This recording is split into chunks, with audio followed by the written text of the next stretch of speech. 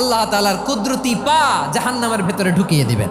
জাহান্নামের সবচাইতে হালকা আযাব হলো ওই ব্যক্তির আযাব যার পায়ে দুটো জাহান্নামের আগুনের জুতা পুড়িয়ে দেয়া হবে। ওই আগুনের উত্তাপে তার মাথার মগজগুলো ভাতের মারের মতো টপ টপ টপ টপ করে বেয়ে বেয়ে পড়বে।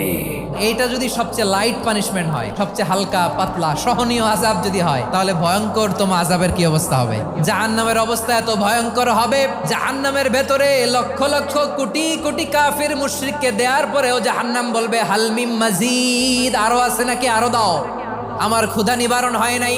জাহান্নামে তো উত্তপ্ত হবে, জ্বলন্ত হবে, ভয়ঙ্কর হবে। জাহান্নামের এক অংশ আরেক অংশকে খেয়ে ফেলবে। আল্লাহু আকবার।